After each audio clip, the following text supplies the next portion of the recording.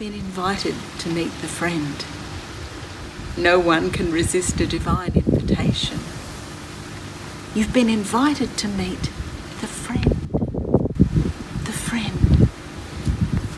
No one can resist a divine invitation. And that narrows down all our choices to just two. You can come to God dressed for dancing,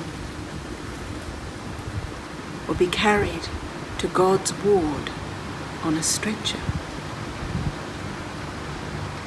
This is one of my favourite poems, 7 short lines that have spoken in my heart and resonated in my being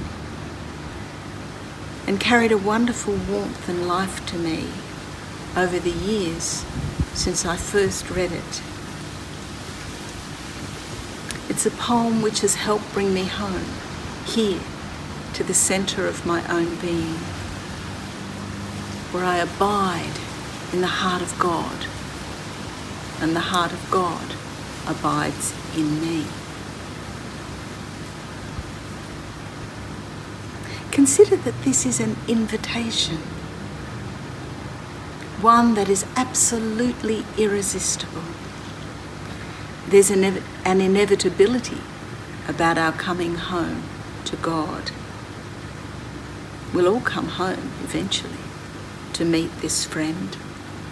It's the trajectory of our life. It's how we come to God. That's the question. How do we come to God? In each moment, in each day. It's a very interesting question. Not this way or that way, not a better way or a worse way, but the truth about how we are coming home to God in each moment, in each day. 2 words speak very loudly to me in this. One is vulnerability, and the other, hospitality, that wonderful Benedictine value and practice. Vulnerable because we come to God as we are. There is no other way to come to God. I may hope or pretend that I'm other than I am, but the truth is, I come to God exactly as I am. And in that vulnerability, there's also an enormous freedom when I open out and am just who I am before God. Some days I'm all dressed up for dancing. My heart's full of joy and gratitude for the wonder of this day, for the beauty of a vigils that's prayed so gently every morning in the darkness, or the first burst of coffee on my tongue, in the beauty of a sunrise, or God's kiss that I experience in the first smile I encounter that day. And there are days, and sometimes on the same day, when my hurt or my pain or my confusion or anger or irritability or confusion, when I get out of bed in my cranky pants rather than my glad pants, when I wake up with a sense of not enoughness, I'm not enough, or it's not enough, or she's not enough. And there seems to be no other way that I can be in this moment of darkness in that day. It's not comfortable and it's not easy, but it is the truth of where I am. This is a painful vulnerability that's exposed before God in these moments.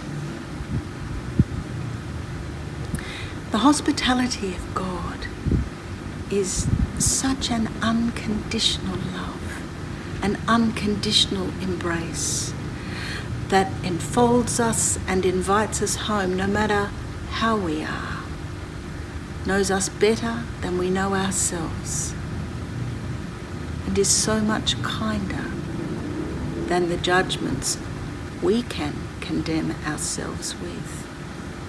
God simply invites us home, provides a dance floor and the partner of a lifetime when we come dressed for dancing, and provides a place of healing and forgiveness and welcome when we come on a stretcher to God's ward. Today, take a moment or two to allow yourself to respond to this invitation just as you are. Vulnerable and open, honest and free. Confident that this God of all love knows you, will draw you home to abide in that place of divine understanding, healing and love.